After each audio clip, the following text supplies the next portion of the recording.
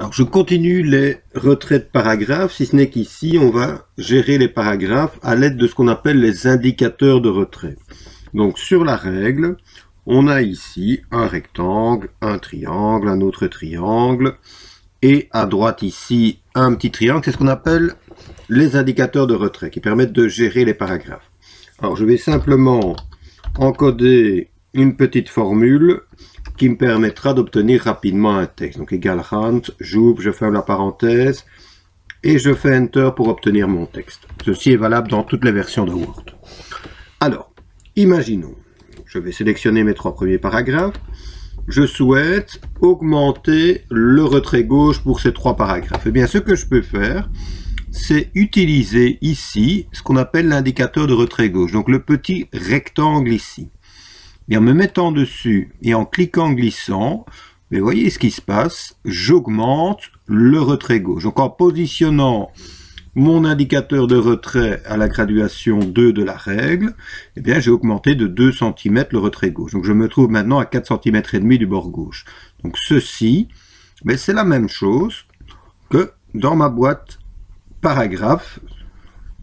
On arrive exactement au même résultat que si j'avais tapé 2 cm ici dans mon retrait gauche.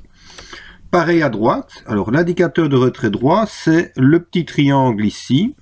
En me positionnant dessus et en cliquant, en glissant dessus, eh bien ça me permet d'augmenter le retrait à droite.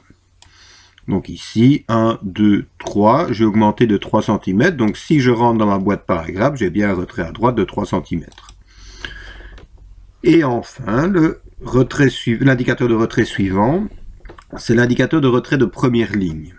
Alors, on avait vu dans la boîte paragraphe que ici, on pouvait effectuer un retrait de première ligne. Donc, on peut décaler la première ligne de chacun des paragraphes.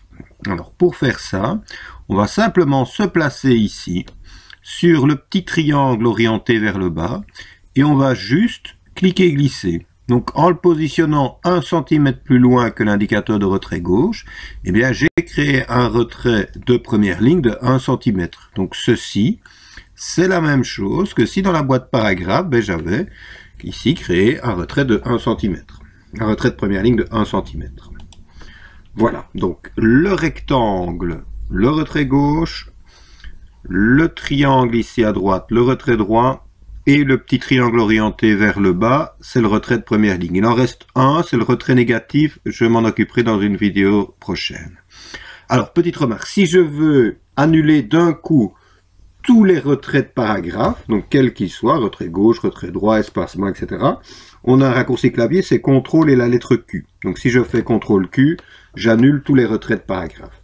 Alors juste une petite remarque, au niveau du groupe paragraphe, on a ici le bouton augmenter le retrait. Chaque fois que je vais cliquer sur ce bouton, je vais augmenter le retrait de 1,25 cm. Et inversement, le bouton diminuer le retrait, chaque fois que je vais cliquer dessus, je vais diminuer le retrait de 1,25 cm. Alors il existe des raccourcis clavier. CTRL et la lettre R permet d'augmenter le retrait de 1,25 cm, donc c'est la même chose que le bouton augmenter. Et CTRL majuscule T permet, majuscule M, pardon, je me suis trompé, je vais remettre CTRL majuscule M, permet de diminuer le retrait chaque fois de 1,25 cm. Alors vous avez également ici, dans le groupe paragraphe, ce bouton-ci, interligne et espacement.